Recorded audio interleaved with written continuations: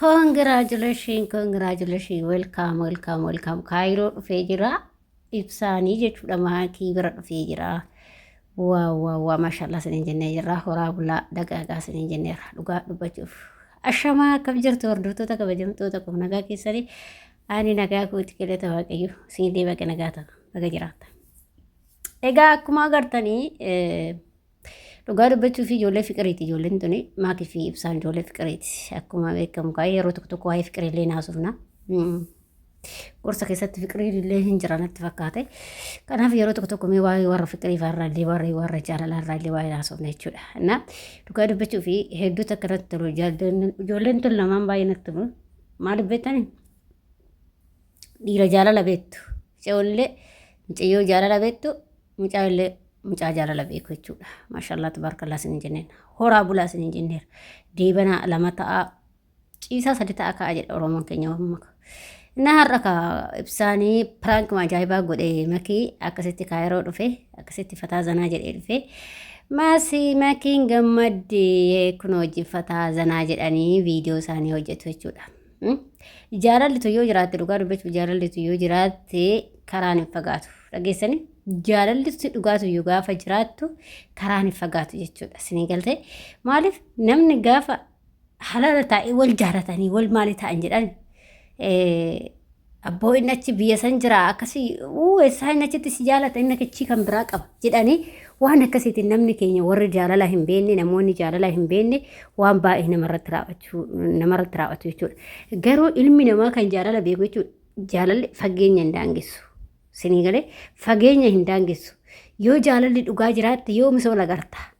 Jaalalli dhugaa jiraannan wannumti fageenya biyya kana jira Ameerikaa jiraadhu Awurooppaa jiraadhu bakka barbaade jiraadhu Araba jiraadhu Itoophiyaa jiraadhu bakka barbaade gaafa jiraattu jaalalli gaafa jiru waa hundatu jira jechuudha gammachuu jira walii galtee jira garuu gaafa jaalalli hin jiru wal biras jiraatanii faayidaa tokko hin qabu jechuudha. Maaliif sinin jechuu barbaade beektanii waa'ee jaalalaa irratti ijoolleen kun makiin kan jirtu Kaayiroodha. Ibsaan kan jiru Awurooppaadha. Kanaaf dhugaa dubbachuu fi waan jaalala dhugaa walii qabaniif ijoolleen kun wal argan jaalala onni irra waan wal jaalataniif isinii galtee hin dangessu kun wal argan gizee lama wal argan walitti dhufanii gizee lama wal argan jechuudha. Isinii galee gizee lama wal arganii jechuudha wal bira dhufanii. Maaliif bakka jaalaluma dhugaatitu jira jechuudha walumaa gala jaalala dhugaa. Jaalaluma dhugaatitu isaan lamaan jidduu jira. Osoo jaalalli sobaa ta'e wal arguu hin dandeechu ijoolleen tun jechuudha. Kanaaf ilma namaa gaafa wal jaalatan jaalalli fageenya akka hin daangesine beekaa ijoollee tanarraa baradha. Bakka jaalatte sa'itti onnee guutuudhaan innis jaalatee atis jaalatte taanaan immoo innis gara biraa hin deemu atillee gara biraa hin deemtu gaafa waaqayyoon keessan jedhamu walitti dhuftu jechuudha. Siniin galtee. Kanaaf jaalala dhugaati kan barbaachisu malee fageenyaa miti jechuudha.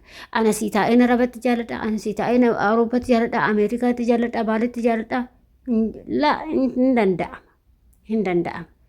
Maaliif jaalalli dhugaa jiraannan Awurooppaattis jaalachuu hin dandeecha, Ameerikaattis jaalachuu hin dandeecha. Innis yoo jaalala dhugaa si qabaate si'ii Araba keessa jirtu sana si jaalachuu danda'a. Gaafa waaqayyo jedhamu bakka waaqayyo keessa ni mijeessatti wal arguu dandeessanii akkasitti jaalala faataazanna jedhee kun akka ijoollee kanaatti akka maakii fi ibsaatti dabarsuu dandeessanii jechuudha.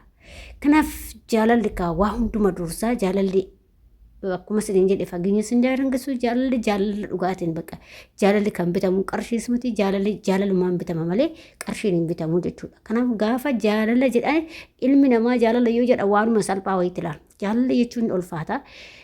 Jaalala jechuun kan onnee guutuudhaan kanatti jaalattee innis isheenis wal jaalatanidha. Kan irraa ibsamudha. Jaalala jechuun kan itti qoosanii miti. Kan itti qoostee akkanumaan amma yeroo tokko namoonni onlaayinii kanarraa miigra feesbuukiin ijoolleen si jaalala jedhanii sitti fakkeessaniituma kan qarshii sirraa nyaatasan isaa miti jaalala jechuudha. Jaalala jechuun kan onnee qulqulluudhaan akka mucaa kanaatti akka ijoollee ta'an wal jaalatanidha. Si galtee yookiin qabeenya keetiif akkas hin jaalanne yookiin immoo qabeenya isaatiif akkas hin jaalanne qabeenyas kan qabeenya of keessatti makanneedha walumaa galatti. Jaalala jechuun jaalalumaan bitama jechuudha. Hiyyeessa dureessa hin jedhamu jaalalli. Si galtee waan jaalalli ijoollee mukumarraa nama qabaa jaalalli yeroo tokko maaliif hojjettani mee muka hosin hin jedhu muka heerumaa sin hin jennaan Fakkeenya mukarraa yoo isin jedhu abeetu muka kana akkatti bareedu jettanii bakka sitti bareedee munni kun akka jaalattee jechuudha. Fakkeenyaaf abaaboo fa'a ilaalla abaaboo akkatti jaallatama mul'asti abaaboo muka abaaboo qabu kana fa'a muka kana akkattan jaaladhu.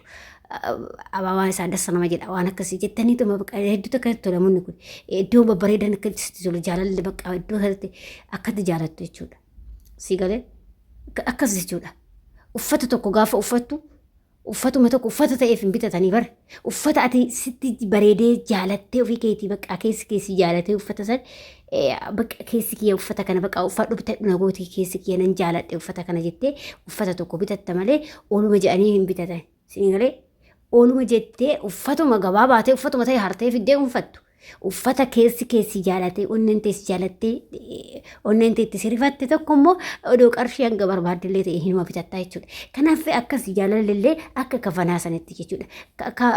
Jaalala tokko si qabe taanaan namni sun waan fedhe haa ta'u hiyyeessa waanuma feellee haa ta'u ati isa irraa jaalala si qabe taanaan ati hinuma jaalattaa jechuudha.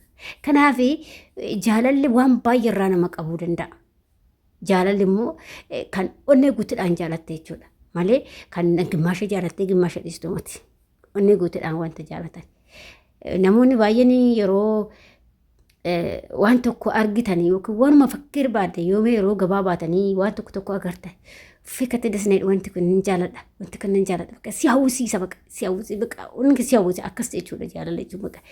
Bakka odoo nama kanallee jechuudha. Yookiin dhiira tokkollee gaafa agartu odoo nama kana jaaladha jettaa hin hawwitaa beektaa nama san ati nuti shamarranii gaafachuu dadhabnullee waan kana jechuun dadhabnu jechuudha. Naa akkas isiniin jedha. Isiniif gala jedhii yaada.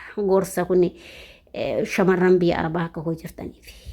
Maakii fi ibsa horaa bulaa deebanaa lama ta'a ciisaa sadi ta'a kaa waaqayyo bulchisnaa bulchu. Jaalala dhugaa jechuun kan akka ijoollee kanaati horaa bulaa wajjin horaa bulaa. Amala isiniin jedhare waan isin jedhu isiniin hin qabu horaa bulaadha. Eebbifamaa hamtuu isinirraa haa qabu.